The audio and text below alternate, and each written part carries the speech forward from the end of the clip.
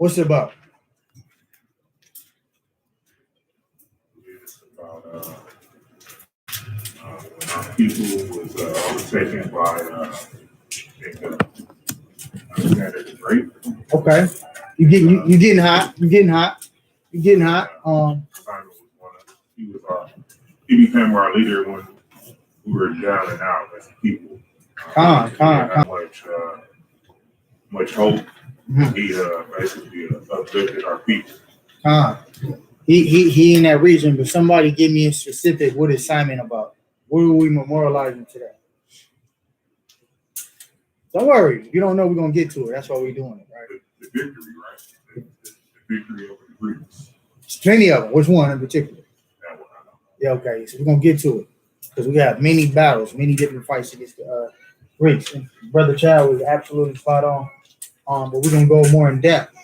The funny thing about it is, right? This is how the Heavenly Father get out. Like I see my brother Roger. I finally got a chance to watch it. He was talking to the Jehovah's Witness, which they fail to realize is how the hell can the heathens be on the same level as us when all our feasts is memorializing and celebrating the death and destruction to our enemies?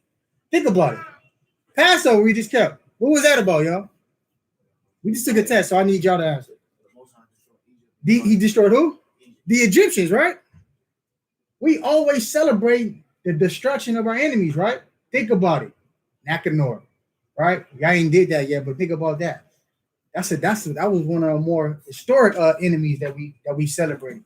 And we chopped off his head and had it as an emblem in Jerusalem, in the temple. You see what I'm saying? We can go into the time with our forefather King David. When we took out the Philistines, we had a celebration, right? We always have our celebration and our feast around the destruction to our enemies, right? This is why they can never be on our level. And when the Lord come and destroy Babylon the Great, we're going to have another celebration in the kingdom. Okay? So look, let's get to it. So let's go. I want to go to our forefather real quick. Give me 1 Samuel chapter 18, verse 6. I just want to prove all things according to the scriptures. I'm going to show y'all something real quick. 1 Samuel chapter 18, verse 6. 1 Samuel chapter 18 and verse 6. And it came to pass as they came, when David was returned from the slaughter of the Philistines. From the what? From the slaughter of the Philistines. Watch this. That the woman came out of all cities of Israel singing and dancing. What was they doing? Singing and dancing. That was turned up. He just got through from killing thousands of people. Israel was happy. This is what we did. This is how we brought in our memorials and celebrations, right? Read. With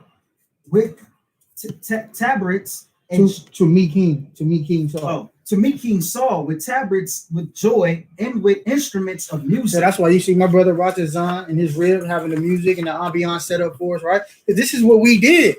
We weren't turned down on our feet. We was turned up to the max, right? Leaping, dancing, having a lot of fun, right? Keep reading. And the women answered one another as they played and said, Saul have slain his thousands. Look, they bragging.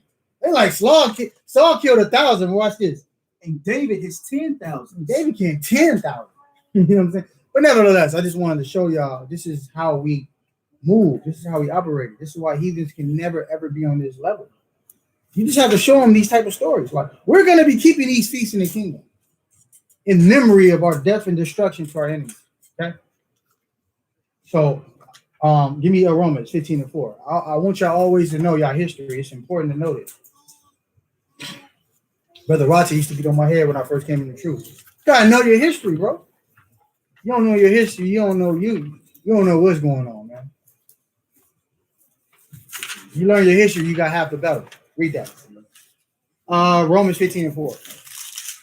Romans chapter 15 and verse 4. Read.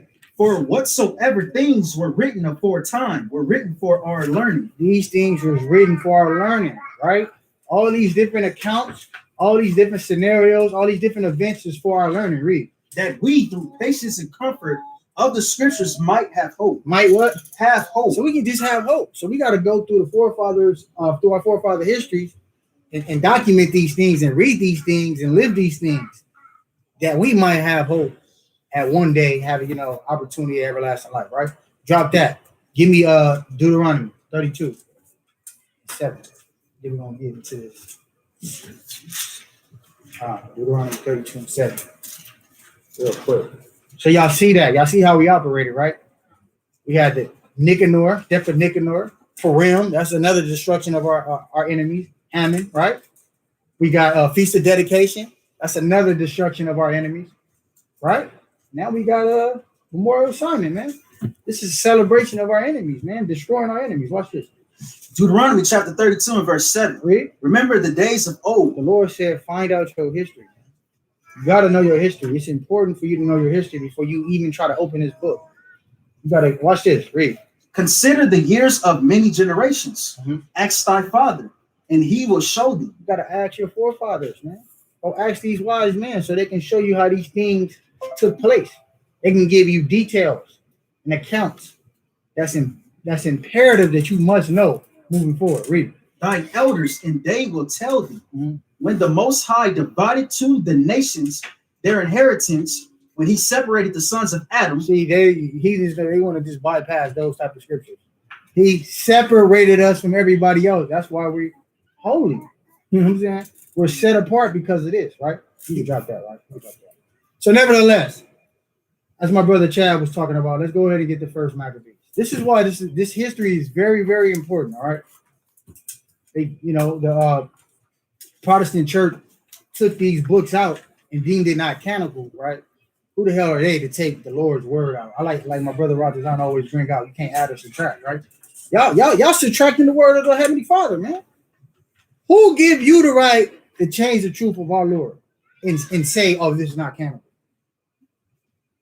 It's a lot of political things that went on during that time, which me and Ratazan will go over in detail with you guys. Nevertheless, the Protestant church wanted to disdain and disown everything that King James did. This is one of the things that they did 30 years after he died. Key point. I might want to write that down. The Apocrypha was in 1611. The removals of these books is about 20, 30 years later. That's equivalent to like he was celebrated on King James for this translation of the Bible was celebrated and looked upon like a Tupac. It had that type of vibration. But imagine like now, 20 years later, people were talking about Tupac. We see that, right? Like the WAC 100, defaming his name, right? This is kind of the same situation. The Protestant church hated him. And 20, 30 years later, you got a different generation coming up. They was able to kind of, they established political dominance at that time. And in addition to that, they removed these books. But we're going to show you in the Bible that these books are talked about. Right? So let's go ahead and get First Maccabees chapter 1, verse 1. Read that.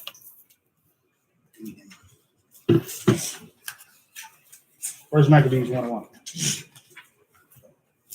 First Maccabees chapter 1 and verse 1. And it happened after that Alexander, son of Philip. So that's what Chad was talking about, right? Alexander the Great. The Greek, right? Y'all know about him, right? The white boy. He went hard on our people, man. Read. The Macedonian who came out of the land of Kittim, who smitten Darius, king of Persians and Medes, that he reigned in his stead, the first over Greece. First over what? Greece. Now let me show you this biblical prophecy. I might want to write this down, brothers. We're going to get to it more in depth in our social class, but nevertheless, this is the prophecy. This is why you can't remove these books. It was talked about in the book of Daniel. Read that, Roger. 8:20. Daniel chapter 8, verse 20. Read. The ram which thou sawest having two horns are the kings of Media and Persia. See that? Them two horns, they would symbolize the two kingdoms that came together. Watch this. And the rough goat is the king of Grecia, and the great horn that is between his eyes is the first king. Now that being broken, whereas four stood up for it, four kingdoms shall stand up out of the nation. You see that? It talked about this battle. This battle was called the Battle of Gaugamela. Gaugamela. Write that down. This battle right here, First Maccabees chapter 1, verse 1, the Battle of Gaugamela. Okay? Between Alexander, Persia, and the Medes. Now look, this is very important to highlight in history because people was like, wow, how was these Greeks who never ever had world power at the time was able to take out such a dominant figure? Because the prophecies of the Lord, man, the Lord gives you these powers, man, and he'll take it away. Let me get that precept. Read Daniel. 2. Daniel 2. I'm going in the spirit, y'all. Daniel 2. Huh? Gaugamela. Gaugamela. Battle of Gaugamela. This is Alexander versus Persia. Okay. Very, very important to highlight. This is prophecy in Daniel, the 8th chapter. Read the whole chapter, but I just gave y'all the quick points. Because I don't want to have y'all here all day. Read that out. 2 and 21, baby. What's talking about? I want the kings, the removal of the kings. Daniel chapter 2. And let's get verse 21, I believe. I think I want that. Read 20 first. Daniel chapter 2, verse 20. Daniel answered and said, Blessed be the name of the Most High, forever and ever, for wisdom and might are his. See, wisdom and might is his. Y'all see that? All wisdom comes from the Most High. All right, read. And he changeth the times and seasons, and removeth kings, and set up kings. He giveth wisdom unto the wise, and knowledge to them that know understanding. We're going to go more in depth in this, right? But nevertheless, the Lord gave Alexander the Great that power for the sake of his prophecy. You see what I'm saying? Because Alexander the Great was one of the youngest kings to ever prosper, and he did it with a small army. You talking about? This is why he got his fame and his notoriety through this battle. But nevertheless, that's biblical prophecy. The Lord raises up the kings, he'll take you down. He do whatever he got to do to fulfill his will. Everybody, all the heathen had their chance to leave. And he took them out, right? So now let's get back to it, Mark. First Maccabees chapter 1. Nah, we can skip around. Let's skip around. I don't want to keep y'all. Let's skip around. Let's go to verse 7. Verse 7. So Alexander reigned 12 years, and then he died. Then died. Then he died. What did he die from, Roger? He had syphilis. Syphilis, yeah. It was STD. I just he had syphilis. He was into all type of weird shit. Homosexual. He was a flame. He was a Greek, man. You know how the Greeks are. They into this weird sex, man. Bestiality, you know what I mean? Wiping they cum on each other and licking it off. Yeah, they into that. I'm sorry, to be so graphic, but that's just how they are. They real weird like that. And especially the Greeks, because the Greeks would like when they train, they would train butt naked. Yeah. So they would. So y'all seen that movie Sparta? Remember when there was this part of these Spartans and all that, and they only had the little one piece. Really, they was butt naked.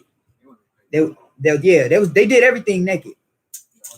Yeah, that's where the football come from. The whole aspects. That's why you see the tights, and it's a lot of homosexual customs.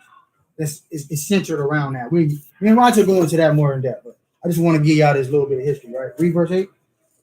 And his servants bear rule, every one in his place. Read. And after his death, they all put crowns upon themselves.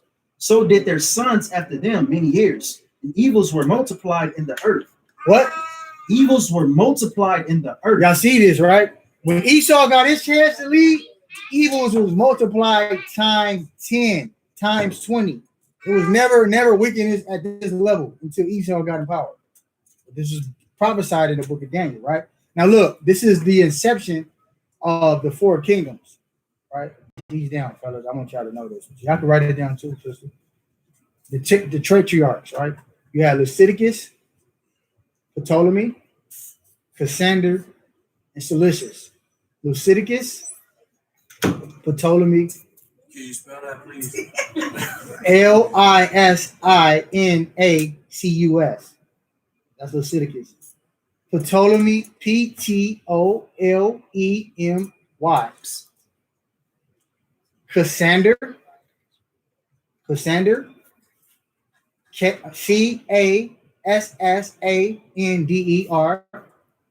and Seleucus. Seleucid. So those are the four Greek kingdoms broken down into four parts, which is called a tetrarch, right? We'll go more in depth into that, but that's important to know, right? So this is the inception of that. When Alexander the Great died, they divide the kingdom into four parts. This is how they rule Greece into four different parts. Okay, read. And there came out of them a wicked root, Antiochus, surnamed Epiphanes, son of Antiochus the king, who had been in hostage at Rome, and he reigned in the 137 year of the kingdom of the Greeks. Antiochus, man, he was one of them big boys. He was a heavy figure during this time, right? He came from the Seleucid dynasty. Nevertheless, he came from that tetrarch, right? Antiochus, he went hard on our people, man. We're gonna go more in depth on him, but let's skip around. Drop down to verse 20. And after Antiochus, You know what? I need verse 11. I need verse 11 first. In those days went there out of Israel wicked men who persuaded many, saying, let us go and make a covenant with the heathen that are round about us. For since we departed from them, we have had much sorrow. So these are the two-timing, double-crossing, the ones that got weak, right? These are the ones equivalent to the bootleg Christian church now. Let's go make a covenant with Donald Trump. Let's go vote for Donald Trump. Let's go bow down to the Senate and the U.S. government. This is what they did during that time, right? Read. Yeah. So this device pleased them well. Then certain of the people were so forward herein that they went to the king, who gave them license to do after the ordinance of the heathen. The right slap in the face of our Heavenly Father, right? He said, "Don't make no covenants with heathen." Never. Especially if it's going to violate my law. Are you crazy? But nevertheless, we have weak Israelites during this time, right? Read verse 15. Verse 15. And made themselves. Read 14, because I guess we talked about it. Read 14. Read 14. Whereupon they built a place of exercise at Jerusalem, according to the customs of the heathen. That's what my brothers are talking about. That's what Roger was going into. Exercising naked. The whole 24-hour fitness is where they get it from. Gymnasium. That's where it comes from. Exactly. Exercising naked. That's what it means. Putting oil and all that on themselves, rubbing themselves down, right? The whole infrastructure in 24 hours is similar to the Greeks. All right, we'll go more into that. Read. And made themselves uncircumcised and forsook the holy covenant, enjoyed themselves to the heathen, and were sold to do mischief. Absolutely. So these were some wicked Israelites, which we're going to touch on. They did some wicked things, right? They went away from the Heavenly Father covenant and they joined themselves to the heathens, right? Now, let's see how Antiochus was moving. Read 41.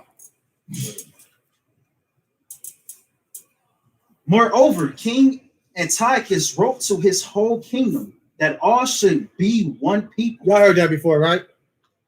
One nation under God, all that, right? Read. And everyone should leave his laws. So all the heathen agreed according to the commandment of the king. We all Americans now. We're going to leave our ethnicity, our customs. We're all Americans, and we're going to be that.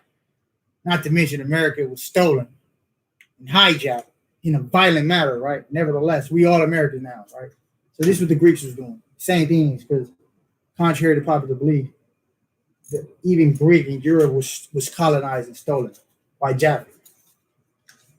That's not even a homeland. When we say go back to Europe, we should go even further. Go back to the Caucasus Mountains, Georgia, Russia. That's where you're really from, right? Read. Yeah, many also of the Israelites consented to his religion and sacrificed unto the idols and profaned the Sabbath. For the king had sent letters by messengers into Jerusalem and the cities of Judah that they should follow the strange laws of the land and forbid burnt offerings and sacrifice and drink offerings in the temple, and that they should profane the Sabbaths and festival days. See that? So, long story short, Alexander, he had a lot of power. Antiochus had a lot of power during this time, and he was going hard on us. He was like, y'all got to stop keeping feasts, no more Sabbaths, no more new moons, No more festivals. Y'all Greeks now. This is why you see Paul, right? Talking about whether you're Jew or Greek, because he was talking about these people, right? He was talking about these people who couldn't be Israelites. You get hung and lynched for being an Israelite during this time. It was illegal to call yourself an Israelite. So you had to be a Greek. This is why he said whether you're Greek or Jew, which we're going to go more into. But this history is very, very, you can't take this history out. Or you're going to be lost in the New Testament. You ain't going to know what the hell is going on in the New Testament. This is very, very, very pivotal to the New Testament. Because this is right before Christ came. And it was prophecy about this particular time before Christ can come. Which we'll get to. Read. And pollute the sanctuary in holy. That's it on that. Read 48. That they should also leave their children uncircumcised and make their souls abominable with all manner of uncleanness and profanity, of profanation. Read verse 50. Verse 50. And whosoever would not do according to the commandment of the king, he said he should die. He should what? Die. So let's just see if Antiochus is playing. Let's drop down. Drop down to verse. Read verse 60. Verse 60. At which time, according to the commandment, they put to death certain women that had caused their children to be circumcised. You see that? So the Greeks wasn't playing. If you circumcise your children, they put you to death. But watch this. They ain't just put your kids to death, put the woman to death. Watch this. And they hanged the infants about their necks. I ain't never seen nothing like that, but I know it's just something you can't unwatch. I look at Rotaloo. I mean, I got an infant niece. Just imagine that, bro.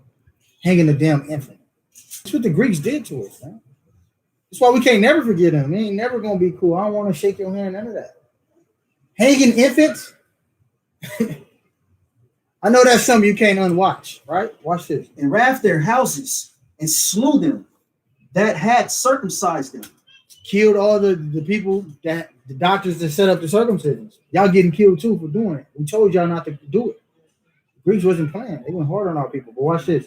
Howbeit, many in Israel were fully resolved and confirmed to themselves not to eat any unclean thing. Wherefore they chose rather to die than they might not be defiled with meats, and that they might not profane the holy covenant. So then they died. So you had a lot of Israelites that took death before dishonor. They said, "The hell with it, kill us. We'll take the down. We'll take the bullet. We'll take the spear. We'll take the burning. We'll take the lynching. We'll take the quartering. We'll take the barbecue, what they call it, right? Barbecuing niggas. Yeah, we'll take all that. Right? We'll take that before dishonoring the Heavenly Father. This is how our forefathers were moving.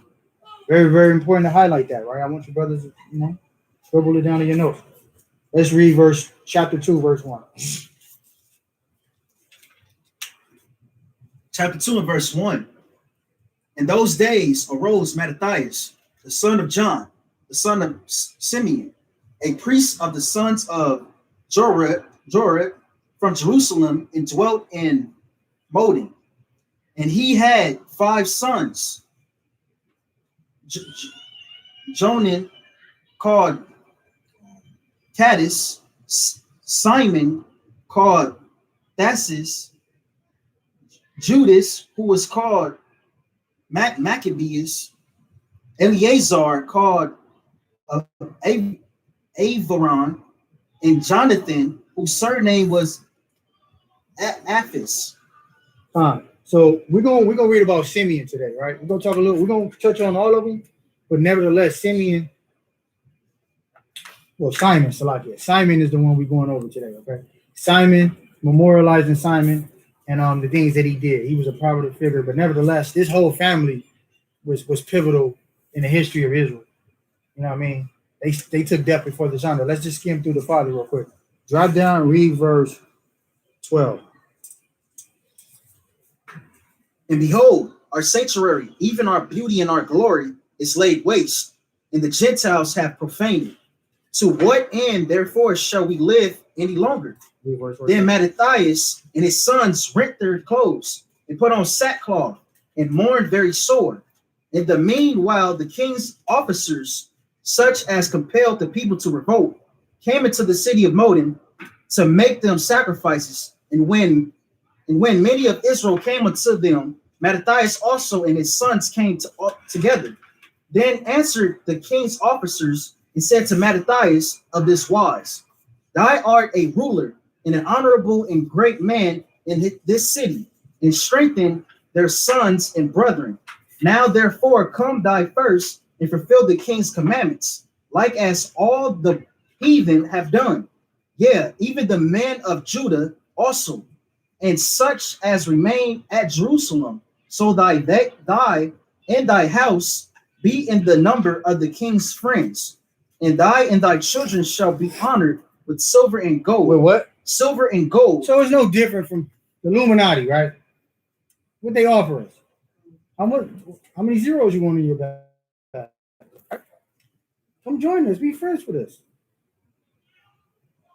Let's stop warring. Let's be friends. Right? The Greeks tried that. They figure like we can come hard or we can come with the finesse. We got both. They came with the finesse with Mattathias. Mattathias he was a no-nonsense type of dude. Right? So they offered him the bag. He's like, man, how much you want? Right? How much does it cost for you to come over here to the devil? Right? They still do that. What you want? Your mom, you want a new car? What you want? Big house? It's crazy how our people sell out today. 20 bands, 30 bands. You can make that on the job. What the hell wrong with you? You gonna sell out for 20,000? Are you serious? You can make that just been working hard, right? But nevertheless, our people always been offered money to turn on the Most High. Read. And many rewards. Then Mattathias answered and spake with a loud voice through all the nations that are under the king's dominion, obey him and fall away every one from religion of their fathers and give consent to his commandments. Yet will I and my sons and my brethren walk in the covenant of our fathers. Well, what? In the covenant of our fathers. So he already let you know. The hell with your money. I'm gonna serve the Most High. That's it. Me and my sons and my family will run to whatever. There, go right there. Y'all see that? You got that. I don't care what y'all doing, but right to I love this. Me and my family, we're gonna serve the Lord. But he got that from Joshua. See? Now the guys and they knew the history. Y'all gotta know y'all history. Y'all see how our forefathers moving? They got offered a bag too. They said, the hell with that bag. We're gonna serve the Most High. Read. God forbid that we should forsake the law and the ordinance. We will not hearken to the king's words to go from our religion, neither on the right hand or the left. Now, when he had left speaking these words, there came one of the Jews in the sight of all of the to sacrifice on the altar which was at Modin, according to the king's commandment. So he came to offer a wicked sacrifice, like swine or something, like equivalent to somebody. That's like somebody coming in here with pork, trying to pass it around, coming in right to the house with pork. How y'all gonna react? He ain't even gonna get past the front door, right? Y'all gonna be hot. Like, are you serious, bro? This is the house of the Lord, man. 2 or 3 together, what? He in the what? He in the midst. What the hell wrong with you, man? The Lord is actually with us right now. Watch how Mattathias react. Watch this. Which thing when Mattathias saw, he was inflamed with zeal. Yeah, that Rata spirit. He was inflamed. You know how my boy Rata get right when he in his bag?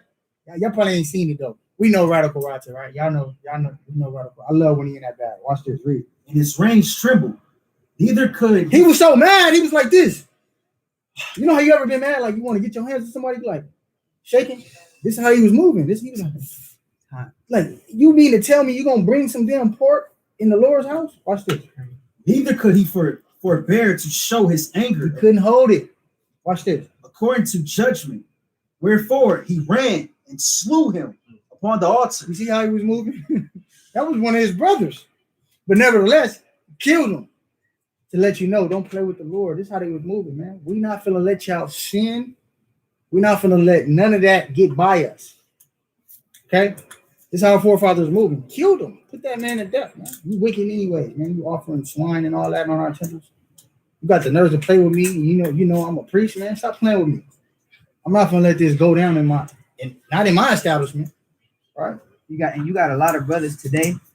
They'll be like, no, that's not wise, brother. You gotta be wise. You can't go out there and start fighting and all that, man. But sometimes, when the spirit is on you, and this was our own brother right here that he put down. He put down his own brother. You know what I'm saying? That lets you know that ain't nobody getting spared for going against the commandments of the Most High God. Here, nobody. You don't give a damn if you're Israelite or not. You get your ass put to death, just like the heathens. See that? Understand what I'm saying? That was clear cut. That's a clear cut example, brothers. Write that down, man. Okay. So let's skip that. Let's go to verse 7.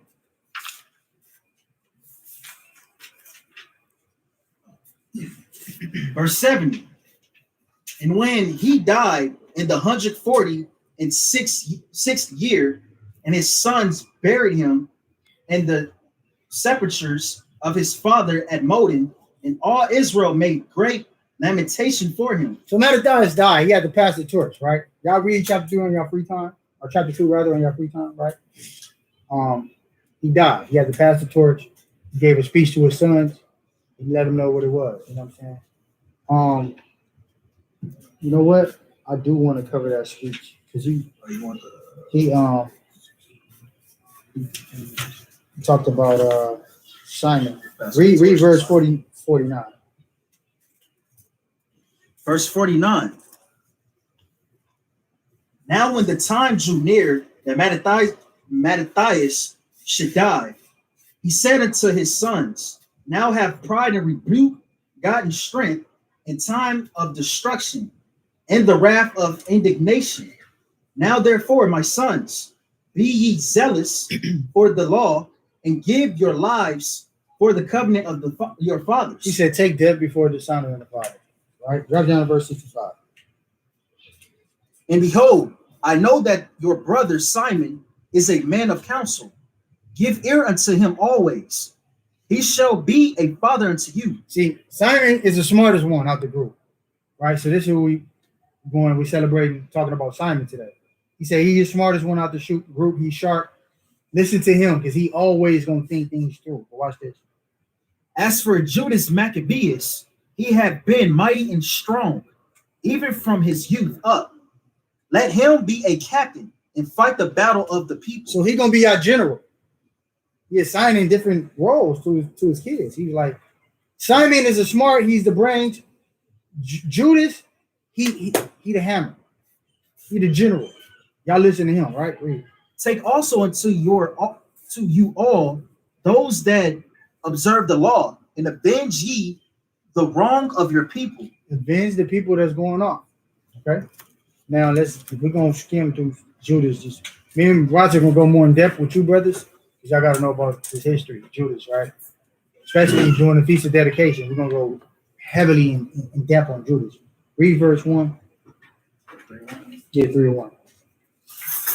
First Maccabees chapter 3 and verse 1.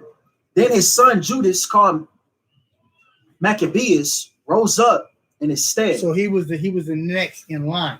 You know, Simeon was like his assistant or his advisor, but Judas was the general. He called all the shots.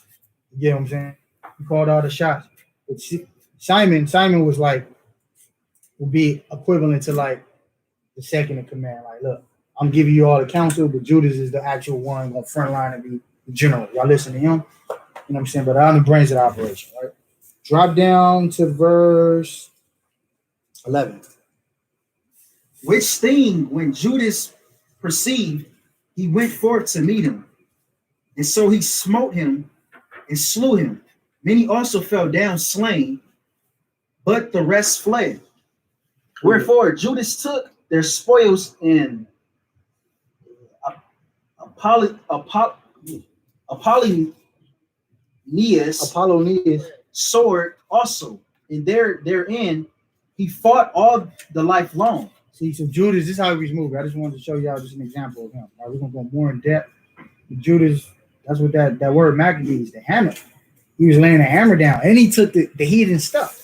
This is a precursor So what's gonna happen when Yahweh Shai come back and he killed all the heathens? He's gonna take their stuff because it really belonged to us. Remember, the earth is given to us. So Judas will kill them and take all their stuff, man.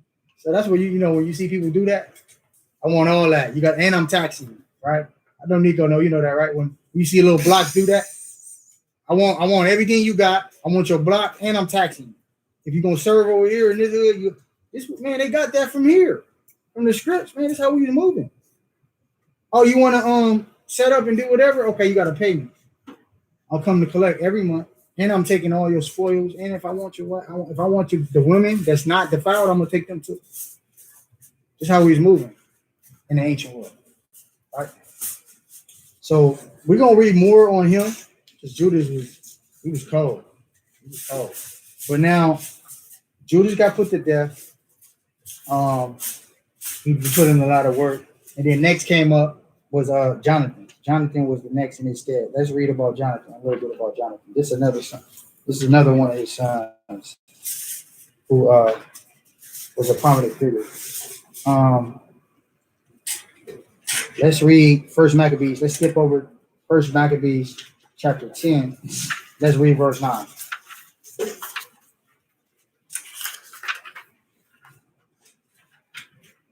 First Maccabees chapter 10 and verse 9. Whereupon they of the tower delivered their hostage unto Jonathan, and he delivered them unto their parents. This done, Jonathan settled himself in Jerusalem and began to build and repair the city. So Jonathan, just like his brother Judas, was going around conquering and getting back all our nations, or all our cities, because all our cities were being overtaken by the heathen. So Judas would go around strategically and be like, all right, we're going to go over here to Galilee. We're going to go over here to Gaza. We're going to go over here to Judea. And we're going to take back what's ours. We're going to go strategically and take back what's ours. So Jonathan followed instead. Did the same thing, right? We're going over here. We was having hostages. We was like, hey, look, y'all want y'all king back? All right, y'all better give us back our temple and all that. We'll give y'all king back, but y'all, you know what I'm saying? If y'all don't respond to this letter, we're going to chop his neck off and send it to y'all. This is how we was moving. So the heathens were scared of us, man. Their names was ringing bells, and when they seen them, they was like, man, these dudes ain't nothing to play with. We'd be better off like being political with them than trying to go to war with them. You know what I'm saying? We go to war with them, we're going to lose. You see that? Let's go back a little bit. I missed the point. Go back to chapter 3.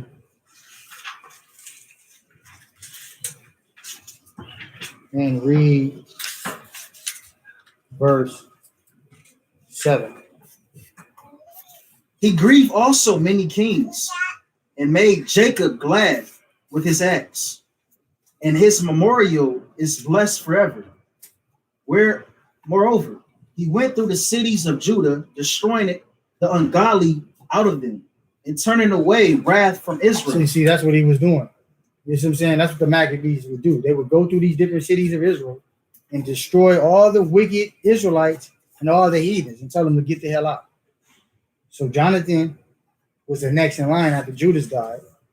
And he was doing the same thing his big brother did. He was like, I'm going to follow suit, right?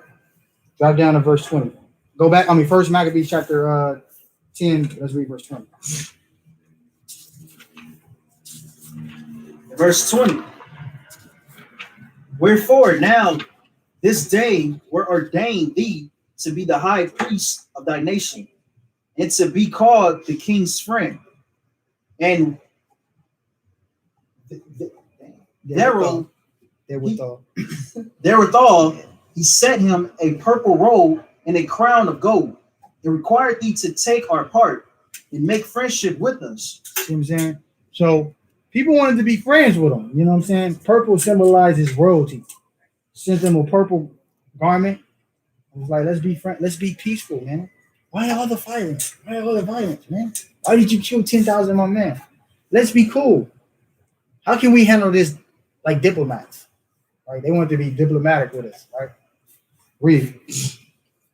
So in the 7th month of the 160th year, At the Feast of the Tabernacles, Jonathan put on the holy robe and gathered together forces and provided much armor. So y'all see, we still keeping feasts. We still observing all the holy feasts, right? He was G'd up in his garment. You know what I'm saying? He was looking fly in his garment, and he brought in the feast, right? Read. Whereof, when Demetrius heard, he was very sorry and said, "What have we done that Alexander have prevented us in making enmity with the Jews to strengthen himself?" Absolutely. So you see, the heathens round about was making different allegiance and pacts with us because they was like, as long as we got the Israelites in our pocket, we know we're gonna win and we're gonna be able to take over this whole region. If we don't have them on our side, we're gonna lose. And look, you seen examples of this during the time of Abraham Lincoln, the Civil War, right? They understood. Remember? Anybody, y'all know that history? The Civil War? Y'all familiar with it? Right? Abraham Lincoln, he understood if I get the slaves on my side, which are the Israelites, then I win the war. You know what I'm saying? Because they was getting took out. They was losing bad by the South. The South, the Confederates was man of war. And they had all the money too. They had all the money. They had all the money because the cotton and all of that. The South was generated, and that was actually not to cut you off. No, you but good. that was a good point because that happened at a time because the North didn't want the South to get so much power that the South would have took over all America. It would have been America. It would have been the South. It would have been South. It would have been Confederate. Yeah.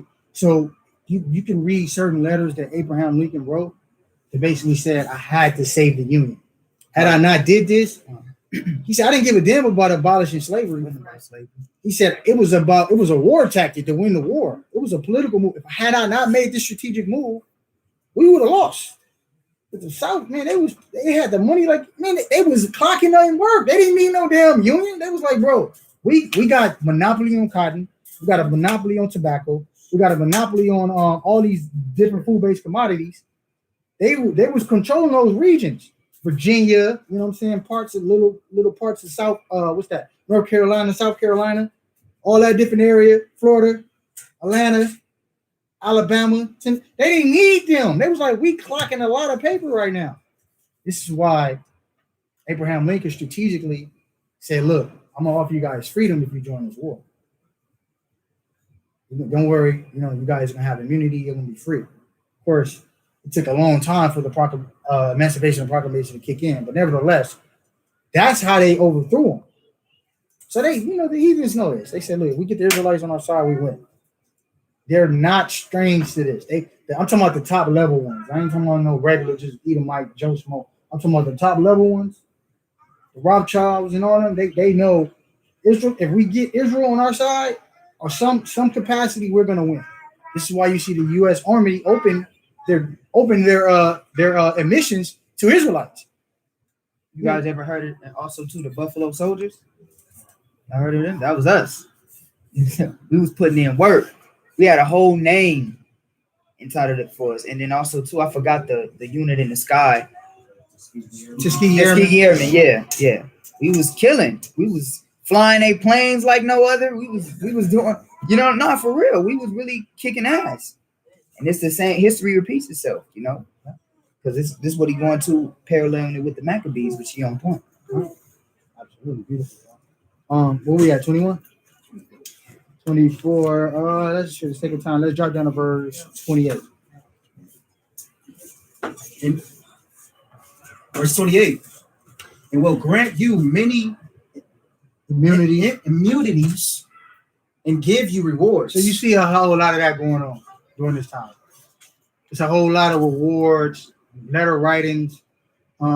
Let's make pacts. Let's make alliance and allegiance. This is a common theme in war, right? This is why you see now, right? Babylon the Great, they have pretty much treaties with all of the world. This is why you see things like the NATO, right? United Nations, right? You see, and part of this alliance is, look, if anybody outside of this alliance don't want to deal with us, we don't sell, we don't buy, we don't do business with them. So this is why you see people like Colombia, they get exiled.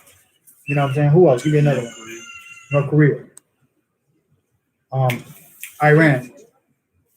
They get exiled because North Korea, Cuba. That's another one. Because if you're not a part of this alliance, then you can't deal with nobody else outside of us. You got to be self-sustaining. They turn them into third world countries. Kill their leader like Gaddafi. He wanted to bring the commerce back to gold. They took him out. And once they took him out, first they blocked off all his trades and all of the things they was doing. They couldn't get any like goods coming in and out. You know, they killed all of that. Then they eventually just took him out. Yeah, that's what this beast do. He been doing it. Y'all see this, right? So these are the type of like my brother Roger, history repeats itself, man. It ain't nothing new with us. We've been doing these type of things. We're just seeing it play out in our time. But it's been going on a whole lot, right? Keep reading. Verse 29. And now do I free you, and for your sake I release all Jews from tributes and from customs of salt and from crown taxes. See that? Now, people love the Maccabees family, right? Not everybody, but you had a portion of the Greek kingdom that loved them, right? And was like, look, I like you, Simon. I mean, I like you, Jonathan. You know what I'm saying? I like how your dad moved. I like how your brother moved. I like how you move. You know what I'm saying? You come from that same stock. Don't trip. Your wish will be granted. We're going to give immunity to the Jews. They don't have to pay taxes anymore. So it will be exempt. It will be equivalent to now. If we had a spokesman for us, it'd be like all black people are free from paying taxes.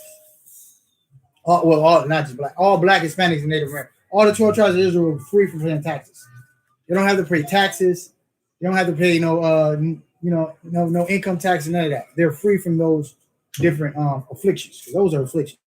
When you tax somebody, that's how you know you were in slavery. Donald Trump don't pay taxes. Yeah. The high level white people don't pay taxes. Y'all pay taxes. The poor people. You know what I'm saying? That's a form of oppression. Right? Drop down to verse 34. Furthermore, I will that all feasts and Sabbaths and new moons and solemn days, and the 3 days before the feast, and the 3 days after the feast, shall be all days of immunity and freedom for all Jews in my realm. See that? The king at this time was like, I'm gonna let y'all celebrate y'all feast. Don't worry, y'all ain't gonna have nobody touching y'all. Y'all good. And this will be equivalent to now. You write a letter. You see what I'm saying? You gotta play this game, you gotta learn from your forefathers. I just had to write a letter recently, last week, to get my Sabbath off. You know what I'm saying? Because it renews every time we have a bid. So I have to write a letter to HR and say, look, these are my feast days. So I can, serve my Heavenly Father in truth and spirit and faith. How can I have these days? They say they granted to you. You know what I mean? You got to play the paperwork game.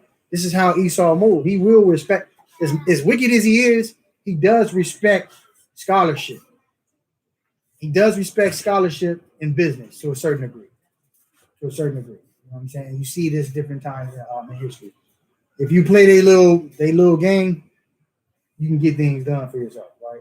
And Jonathan, Judas, and all them brothers, they understood that. So they was playing this game to get immunity for all the Jews. You know what I'm saying? Because we get pressure on it. I'm talking about a lot of pressure. Imagine 100,000 foot soldiers and we only 30 deep. That's a scary thing. 100,000 men of war though that know how to use these weapons. You know what I'm saying? You're gonna have to use a little bit of finesse. And this is what they were showing you. It ain't all about killing. This is about using your wisdom at this time, right? So this is a strategic move that our brother Jonathan did, right? Keep reading. Also, no man shall have authority to meddle with them, or to malice any of them in any matter. So y'all see that, right? So we had immunity. Let's skip over. Let's get to the point. Let's get to the feast that we about to celebrate. Let's get to chapter 12. Let's read verse 48. I'm almost finished, y'all. We're gonna finish this real quick.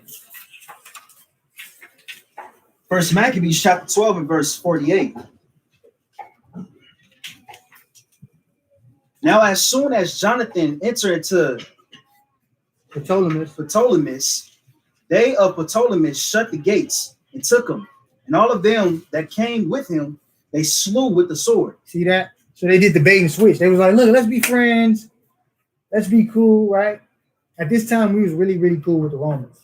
Because the Romans was on a rise. Romans was coming right on rise. You know what I'm saying? Remember, that's that fourth beast.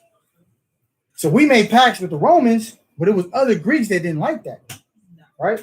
And they was like, all right, let's try to use the same tactics as the Romans, but we're gonna use the bait and switch. Right? We're gonna say, let's be friends, let's be cool. And then they captured him, right? So they captured Jonathan. They had to lure him in. This is the only way they could do it. They put their hand out, and when he turned his back, they stuck the knife in his back, right? So they captured him and killed all the people that was with him. Read. Then sent Tryphon and host of footmen and horsemen into Galilee and into the great plain to destroy all Jonathan's company. Everybody that was with him, kill him. Even if you got to take your life, right? So Jonathan, you know, just like David, he never rode along, right? But it took Jonathan, held him hostage, and killed all his men. That's how Tryphon was moving. This one of our enemies. Read. But when they knew that Jonathan and they that were with him were taken and slain, they encouraged one another and went close together, prepared to fight. So they had that Rata spirit, man. I love how Rata is. And we 10 deep, it's 100 y'all. We still gonna win. And if we lose, y'all gonna feel it. Even if we lose, y'all gonna feel it. Y'all gonna know we not playing. Watch this.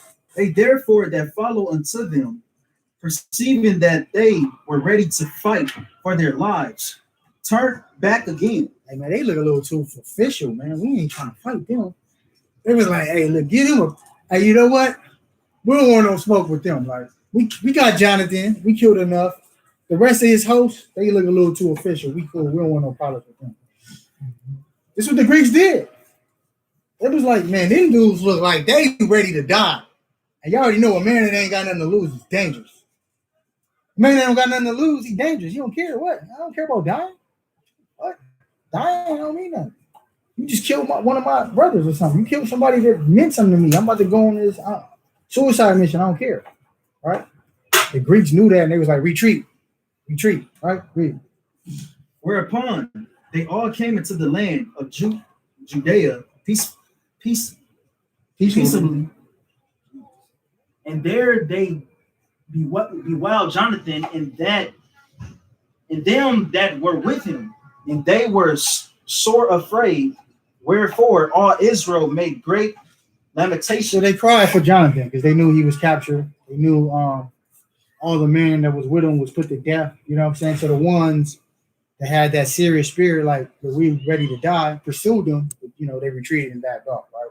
So that the little host that was ready to die, they went back to Israel and told them what happened. Right? They went back to Jerusalem. The headquarters was like, hey, look, Jonathan got captured, and we lost, you know, such and such thousand men.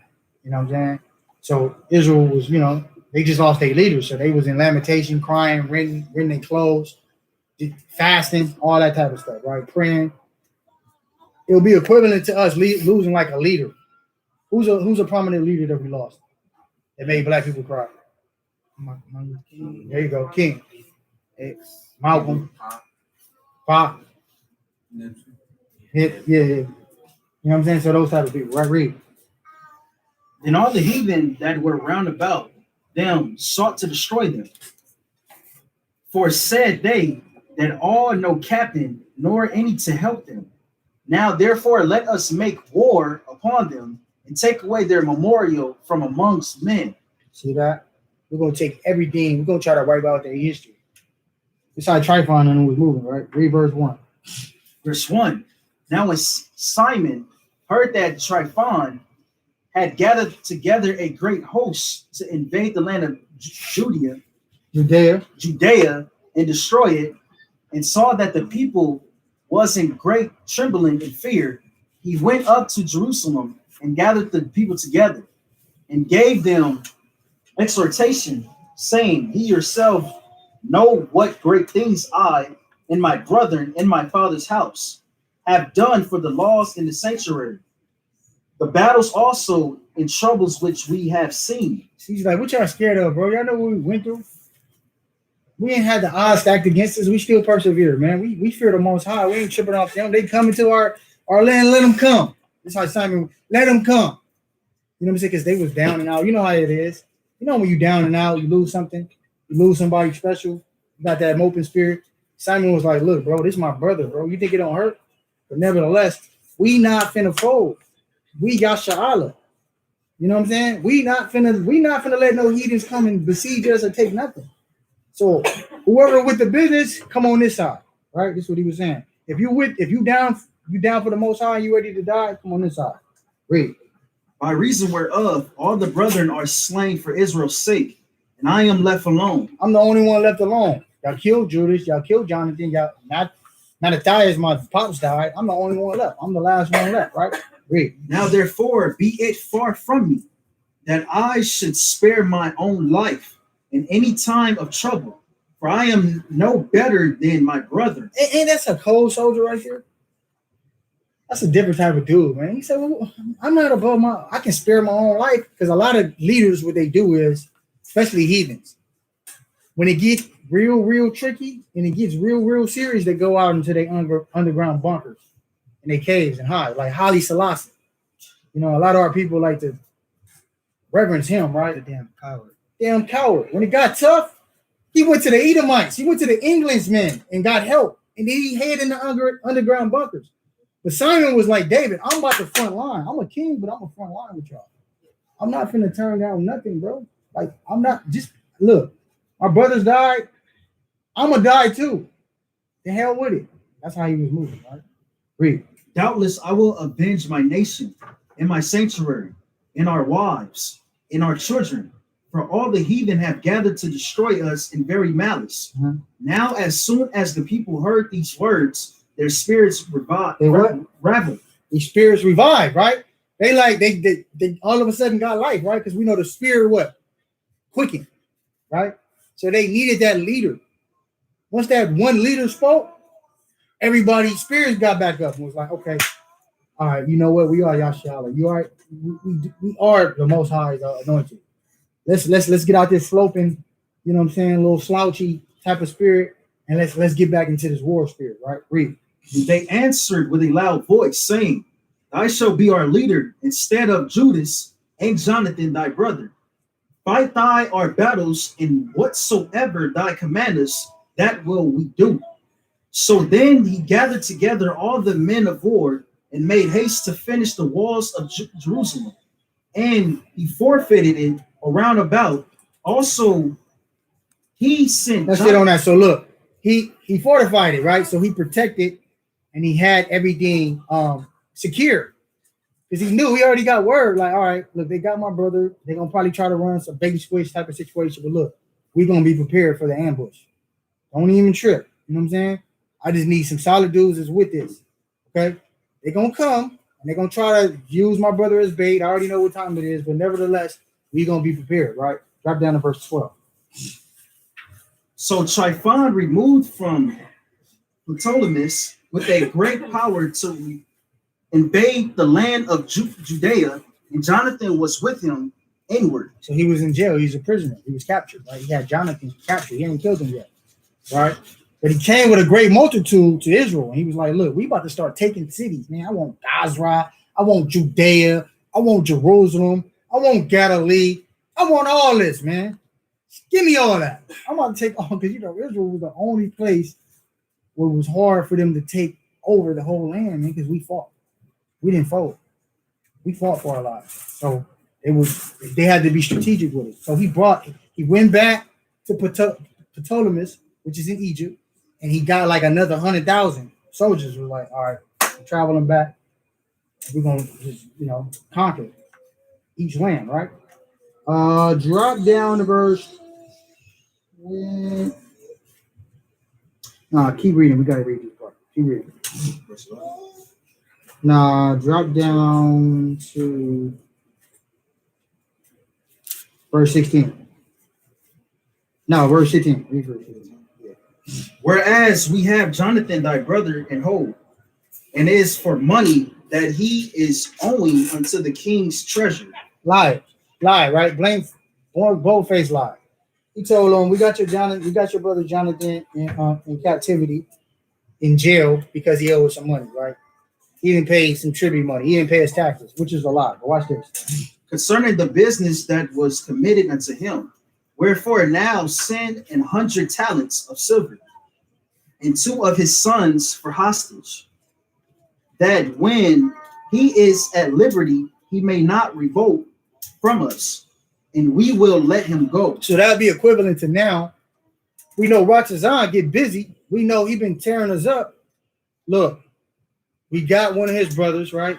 Let's say we got La. Rata, send me a couple of your daughters, man. We give you back La. The only reason why we want your daughters is because when we get rid of La, we don't want y'all to come back. We'll give you back your daughters, but we don't want y'all to come back. So this is the type of situation it was, right? But watch this. Whereupon Simon, albeit he perceived that they spake deceitfully unto him, yet sent he the money and the children, lest peradventure he should procure to himself great hatred of the people. See, he was like, man, damn, bro, I know they lying, but I don't want people to hate me and say, well, you didn't send him the money. That's why Jonathan did. Send him the money and send him the kids. All right? So he's like, man, I know they lying, but you know what? I'm going to go ahead and send him the money and the kids. All right, read. Who might have said, because I sent him not the money and the children, therefore is Jonathan dead. So he was like, I don't want that blood on my hands, so I'm going to go ahead and send them the money. Watch this. So he sent them the children and the 100 talents. Howbeit, Tryphon dissembled, neither would he let Jonathan go. Yeah, he's like, thanks for the money, and I ain't letting him go. He's like a devil, you know what I'm saying? The pride he saw. Read. Then after this came Tryphon to invade the land and destroy it, going round about by the land of that leadeth unto Ador. But Simon and his hosts marched against him in every place, wheresoever he went. Mm-hmm. Now they that were in the towers sent messengers unto Tryphon, to the end that he should hasten to coming unto them by the wilderness and send them ventures. Wherefore Tryphon made ready all his horsemen to come that night, that were fell a very great snow. By reason thereof he came not. So he departed and came into the city of Galaad.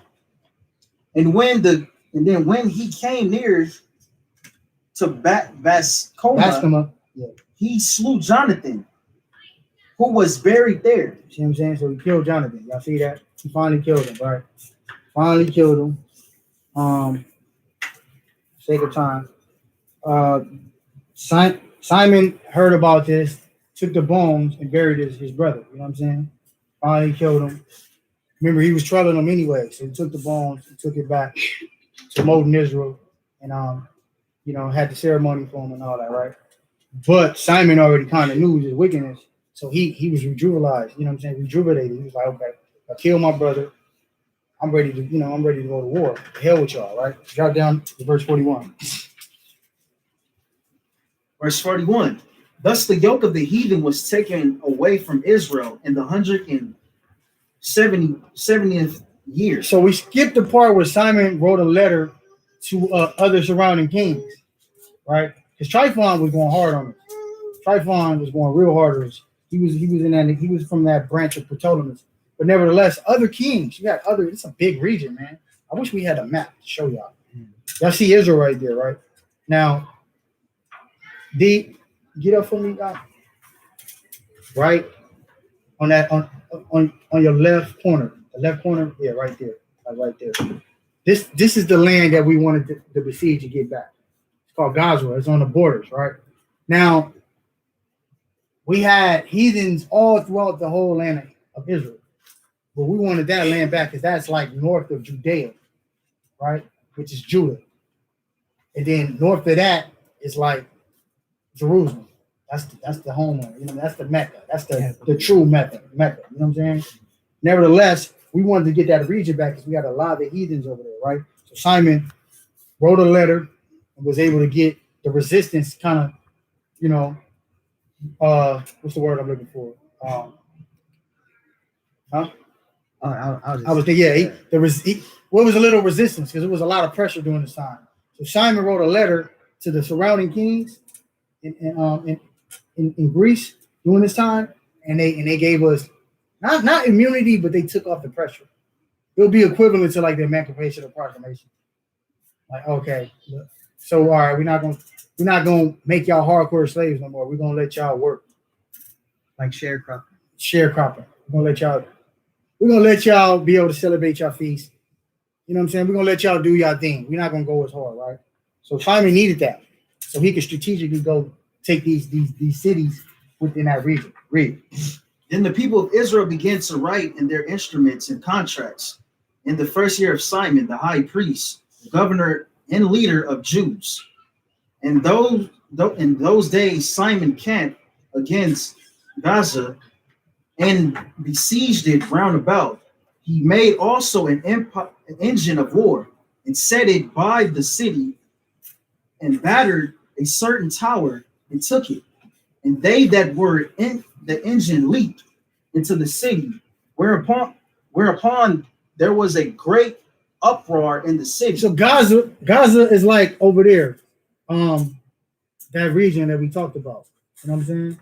It will be like southeast Israel towards Egypt, right?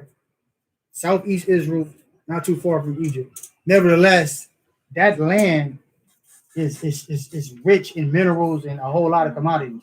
So we decided to get that land first and strategically work our way up to Judea, Jerusalem, and all that, right?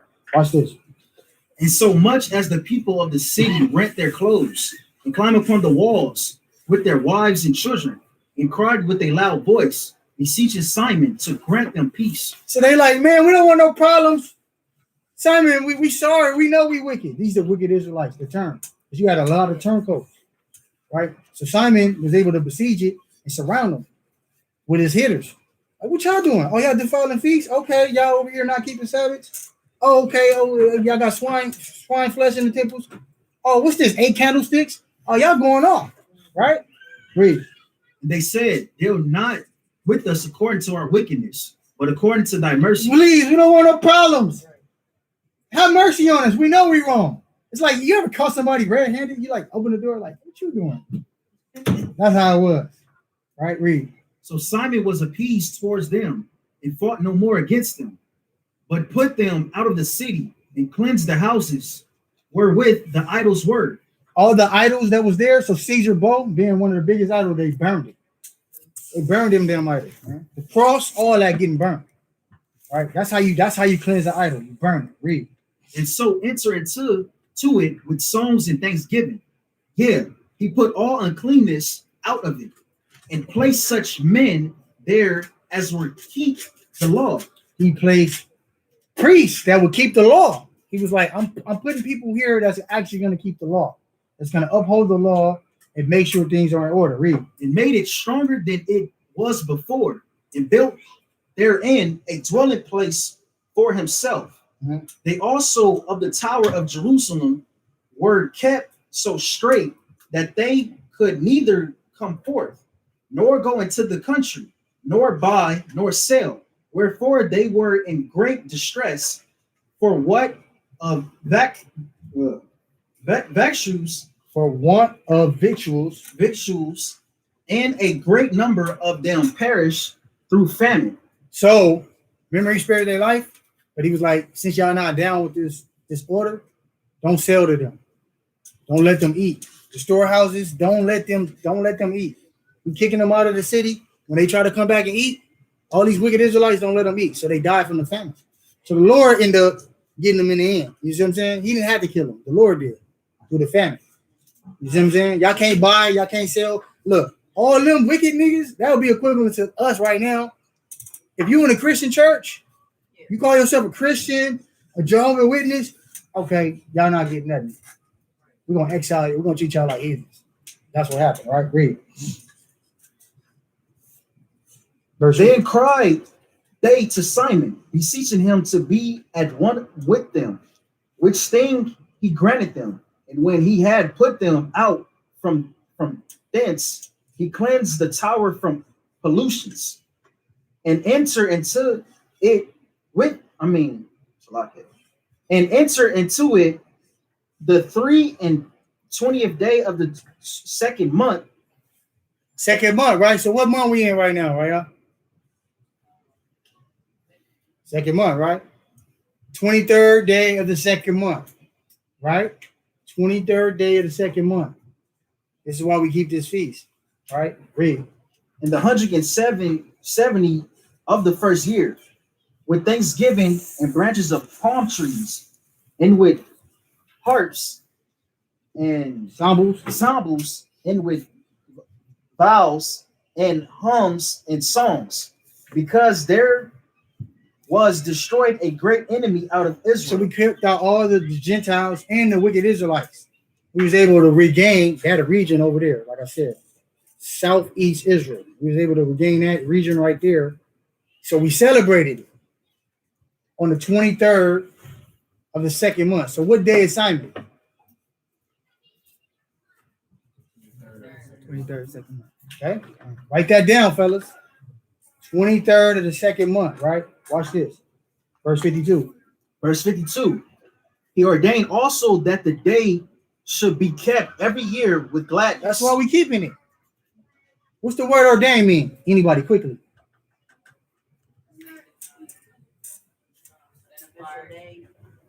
That's the word. Give me something more official. What? Command. Made it a law. Right? It's official. But he made it a law. Y'all have to keep this. Right? Now, do we observe it like a Sabbath? No, we don't observe it like a Sabbath. You can buy and sell, but nevertheless, you have to observe this day. If you call yourself an Israelite, you got to observe this day. All right? Because it was ordained that day for it. Read verse 52 again. Verse 52. He ordained also that day should be kept every year with gladness. Moreover, the hill of the temple that was by the tower he made stronger than it was, and there was dwelt himself with his company. And when Simon saw that John his son was a valiant man, he made him captain of all the host, and he dwelt in Gaza. So you see that? So y'all see that, right? He was able to regain a region in Israel, and shortly after this, we was able to conquer and get more lands. But nevertheless, we hold this day for death and destruction to our enemies and regaining the southeast borders of Israel. Okay? Okay, so this is why we memorialize this day, right? Now, what day does this occur on? All praise to the Most High, man. So that's what it is. Me and Roger will go more in detail on his history, but nevertheless, this is why we celebrate this day, all right? All praise to the Most High. A lot of history. A lot of history. I know it's one of those classes, but y'all gotta. We're gonna go into it more in depth. But this is y'all really gotta read this book, man. A lot of history into this. Man. Can I get one precept? Yeah. Definitely. Let's go to First Maccabees 14 and 9. I definitely want to stress this point too. Definitely want to stress this point. Let's read that. Whoever got it. First Maccabees chapter 14, verse 9. A covetous man's eye is not satisfied. First Maccabees. I see second. First Maccabees chapter 14, verse 9. Mm-hmm. The ancient man sat all in the streets, communing together of good things. Right. So when we keeping these feasts, remember, these feasts are mandatory. It's not an option. All right. It is mandatory. Yes, the memorial of Simon is a situation to where it is a memorial. It is not a Sabbath, but it is mandatory to be kept. And for us to gather together and to remember what Israel did. All right. It is not like an option, like, all right, I'm gonna miss this one, I'll be back the next one. Nah, it is a mandatory situation. All right. And not only is it mandatory for us to all commune together, right, of good things, because isn't this a good thing? Then Israel, we overcame our enemies, didn't we? Who don't want to celebrate that? We can't wait to celebrate in the kingdom when we win, right? So what we're doing is we're practicing. We're getting ready to celebrate. When y'all drink tonight, we got some wine in there, y'all drink and y'all remember and take another shot for me. All right. and y'all remember our forefathers. Man, I'm taking this shot for Simon. It's for Simon. Take it. Yeah, no, for real. Sisters, y'all have a good time. And you know, our brother, he was strong in the spirit. This is real. This is real life. This is what we celebrate for. It is a festive time. It is not a time. All our feast days are supposed to be festive. And I don't know if y'all can tell, but each feast day we want to get better and better. We want to decorate. We want to make it lively. One day we want to have a building, and we want to have it to where in that building we celebrating. You know, we can stay in there all night if we want. It's enough space, leg room, you know, and we grow. But we got to remember these days, and it's mandatory. Now, keep reading. From the top.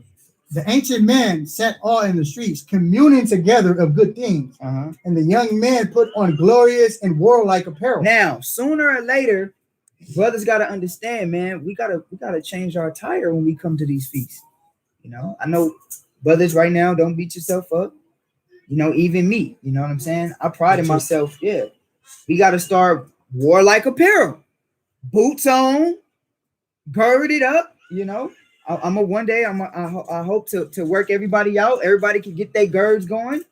You understand what I'm saying? Because every feast day, we come girded. I mean, we kind of, you know, building right now, but normally every feast day, we come girded. We come Passover, right? I seen how me and Arthur was dressed on Passover, right? He wasn't here yet. Yeah. I seen how we was dressed. Yeah, that's how we supposed to dress. We come girded. I'm talking about boots. That's why I told y'all. Why do y'all think that I told y'all to get the boots? You know, that wasn't just because I wanted to. No, the scripture tell you, warlike apparel, girded, loins girded. You know what I'm saying? We got our whatever you want. You got your staff, got your gird on, got your boots laced up. You know, we ain't coming in with no Nike sandals and, you know, sweated out, you know, shorts on. You know what I'm saying? We trying to change that. We come girded, warlike apparel. We warriors, ain't we? Wasn't these brothers warriors? And now I don't know if y'all caught that. These were the priests. The Maccabees were the priests. Did y'all know that? These were the priests. The Maccabees, these were priests. And they still was warriors. That mean the men of Israel was no punks, right? I mean, that's why it's in our DNA right now. When we gang banging and all of that, that's in our DNA. We just doing it in the wrong way. We on the front line. I'm cripping. I'm on the front line. I'm ready to go ride on something. I'm ready to die. But we dying for the wrong things. Let's die for the right things. Let's get girded. You understand what I'm saying? So warlike apparel. So from this day forward, right, we're working to get our warlike apparel. I know Calvert, give it up for Calvert, man. All praises, man. Brother Calvert and brought brothers boots, man. Man, you know, all praises. You know what I'm saying? The Most High put a spirit on that brother to help brothers out. Brothers was together. Man, that's beautiful. Get y'all boots. You know, we're going to get our shirts. We're going to start. And then pretty soon, we're going to get our girds. And we're going to be dressed. Every feast day, we're going to dress in warlike apparel. You understand? To be honest, you can ask my wife or ask my brothers. My gear for a long time was just black jeans and boots. You know what I'm saying? Like I had different pairs of black jeans and just boots. I didn't even wear Nikes really. And then, you know, every now and then but really my whole apparel is like black tees and boots. You know what I'm saying? Because it's just the mind state that I've been in for a long time. And one day it's going to be you brothers, right? And whoever else is online. We got to start dressing in warlike apparel. Right, we warriors. So tonight, I want y'all to drink it up, eat it up, you know, have a good time. You know, it's not a Sabbath. If y'all want to turn on the system, play. We got board games, we got music. I want y'all to have a good time tonight. All right, a good time. Don't be hurrying up trying to skedaddle out of here. You understand what I'm saying? Remember your forefathers. Eat until you're full, and let's have a good time, All right, praise. Shalom to everybody that's online. I hope y'all have a blessed feast. Until next time. Shalom, Israel. Pray it out, y'all.